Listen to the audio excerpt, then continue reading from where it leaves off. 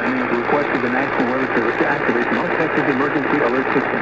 The National Weather Service has issued a tornado warning for east central Denton County and western Collin County until 10:15. A severe thunderstorm capable of producing a tornado was located near Corinth, moving east at 30 miles per hour. The storm may contain a tornado and at least quarter-sized hail.